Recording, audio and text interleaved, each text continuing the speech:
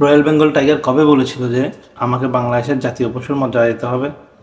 দোয়েল কি হতে চেয়েছিল দেশের জাতীয় পাখি? ইলিশ কি ঘুষ খাইয়েছিল তাকে জাতীয় মাছ বানাতে?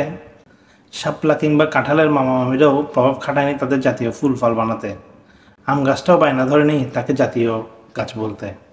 রবীন্দ্রনাথও বলেননি তার লেখাকে বাংলাদেশের জাতীয় সঙ্গীত বানাতে। যারা বানিয়েছে তারাও রবীন্দ্রনাথের অনুমতি নেননি, কারণ বাংলাদেশ জন্মের বহু আগেই তিনি স্বর্গে চলে গেছেন।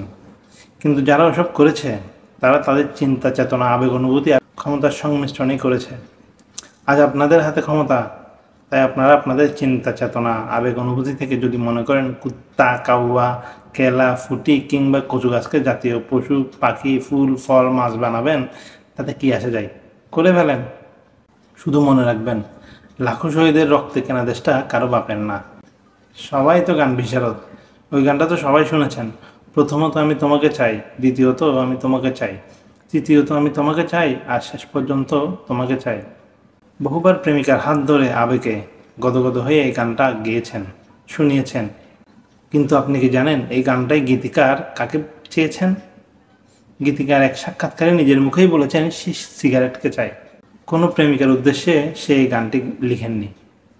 গীতিকার কীভাবে লিখেছেন সেটা তার ব্যাপার, আপনি কিভাবে গাইছেন সেটা আপনার ব্যাপার। রবীন্দ্রনাথ কিভাবে আমার সোনার বাংলা আমি তোমায় ভালোবাসি লিখেছে সেটা তার ব্যাপার। যারা এটাকে বাংলাদেশের জাতীয় সঙ্গীতের মর্যাদা দিলেন তারা কিভাবে দিয়েছেন সেটা তাদের ব্যাপার।